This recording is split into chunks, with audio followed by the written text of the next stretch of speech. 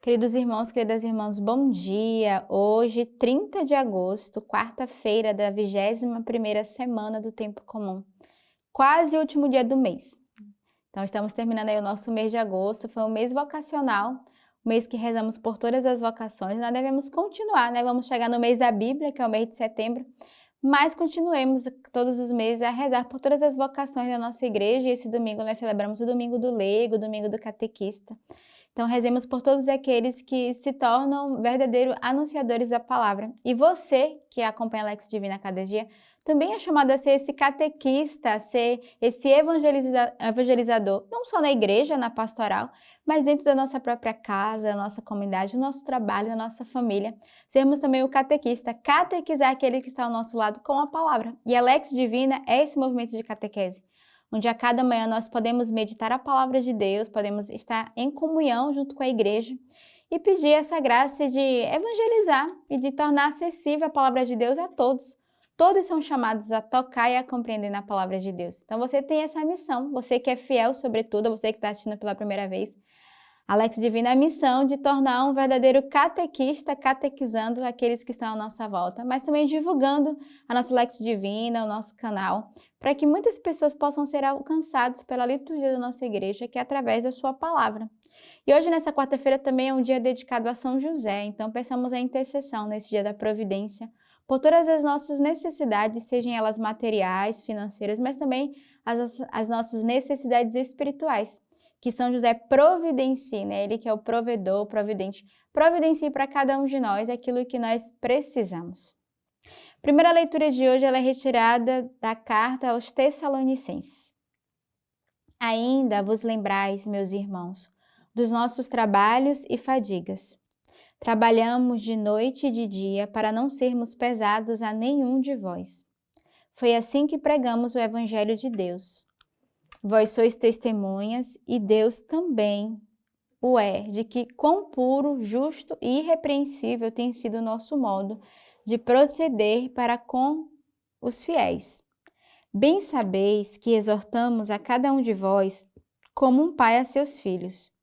Nós vos exortávamos, vos encorajávamos e vos conjurávamos, a fim de viver de maneira digna de Deus, que vos chama ao seu reino e à sua glória. Por esta razão é que, sem cessar, agradecemos a Deus por terdes acolhido a sua palavra, que vos pregamos não como palavra humana, mas como na verdade é, palavra de Deus, que está produzindo efeito em vós, os fiéis. Então, uma bela leitura onde São Paulo vai exortar aquela comunidade, exortar os irmãos aos trabalhos, né? E ele vai reconhecer os trabalhos, as fadigas. Ele reconhece que eles trabalharam dia e noite para que não tornasse pesado a nenhum, mas ao contrário, a missão era o anúncio, pregar o evangelho. E eu comecei hoje o nosso dia agradecendo, né? Essa semana a igreja rezou pelos catequistas e os leigos, mas agradecendo a você que acompanha a nossa Lex Divina, e a leitura vem dizer, né, que vem nos exortar aqueles que pregam o Evangelho de Deus, que anunciam a sua palavra, que são testemunhas, e ele está exortando aqui a comunidade tessalônica, mas o Senhor também quer exortar a cada um de nós, exortar aqueles que são fiéis à sua palavra, né? Vós sois testemunhas e Deus também o é de quão puro, justo e irrepreensível tem sido o nosso modo de proceder para convosco. Então ele está falando, né, São Paulo está dizendo que o Senhor conhece, né, o modo de proceder de São Paulo para com aquele povo, né, no anúncio da palavra de forma incansável, né, a exortar a cada um. E São Paulo vai dizer, eu exorto vocês como um pai exorta os filhos. E ele vai dizer, eu não só exorto, como eu encorajo, eu também repreendo, como eu faço exortação, para que todos possam viver de maneira digna da glória de Deus. Então, que essa palavra hoje seja para cada um de nós também uma palavra para mim, nos deixarmos ser formados, encorajados, exortados pelo Senhor, para que possamos também exercer o mesmo ministério para com aqueles que o Senhor coloca à nossa volta, seja você pastor de casa, servo, formador, responsável de serviço, ou um irmão que está ao seu lado, onde você também é chamado a formar e a encorajá-lo. E ele vai dizer, nós temos a consciência que a palavra de Deus, ela produz um efeito, né? Vai dizer a leitura, a palavra de Deus está produzindo efeito em vós, os fiéis. Então, não há nenhuma palavra que cai na terra do nosso coração e que ela não volte sem o seu devido efeito. Por isso, não devemos ter medo de anunciar a palavra. Ela dará o seu fruto no tempo certo. O salmo de hoje é o Salmo 138. Para onde ir longe do teu sopro? Para onde fugir longe da tua presença? Se subo aos céus, tu lá estás. Se me deito no Sheol, aí te encontro. Se tomo as asas da alvorada para habitar nos limites do mar, mesmo lá é a tua mão que me conduz, e tua mão direita me sustenta. Se eu dissesse ao menos a treva me cubra, e a noite seja um cinto ao meu redor, mesmo a treva não é treva para ti, tanto a noite como o dia ilumina.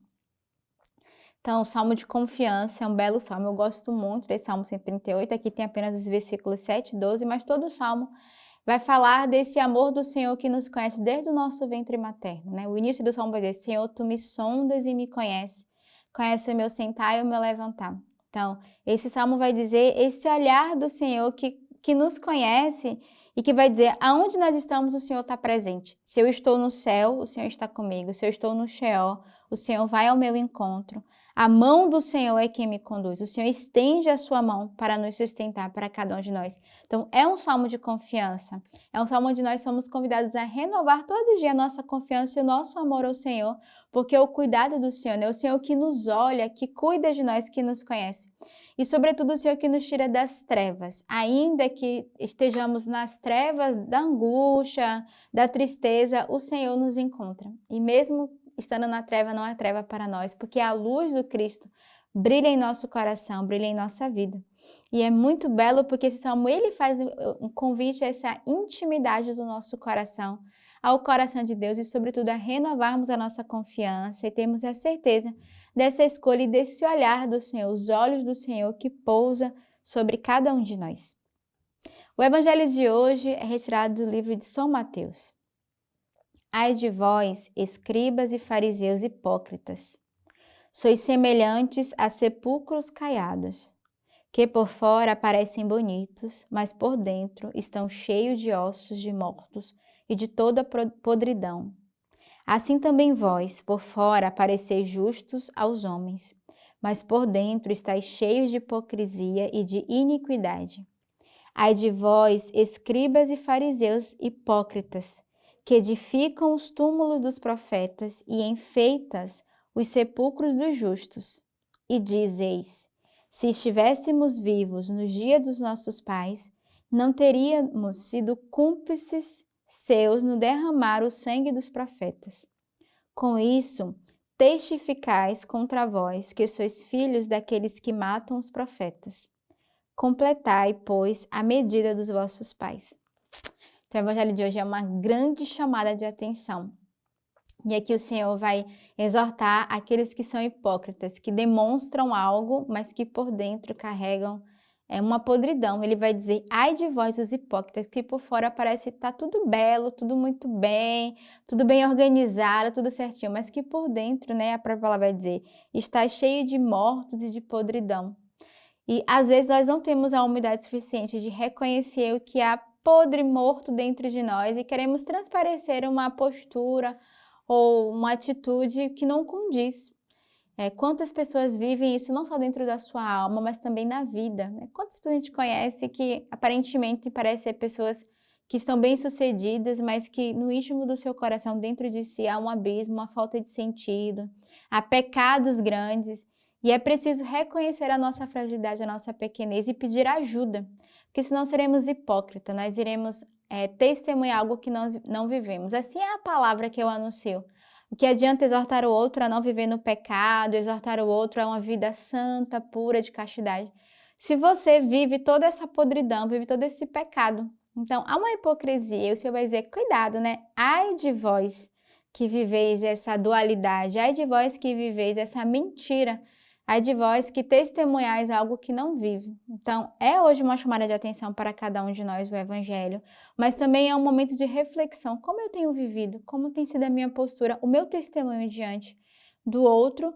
Não só aquilo que eu testemunho, mas aquilo que eu realmente vivo, onde eu preciso ser ajudada e eu preciso testemunhar a graça, mas não ter medo de testemunhar também a nossa pequenez, a nossa fragilidade e pedirmos ajuda. Não colocarmos uma maquiagem, uma máscara, mas dentro de nós viver um abismo, uma angústia, um abismo de separação, né? Viver uma vida de pecado e querer testemunhar uma vida de santidade.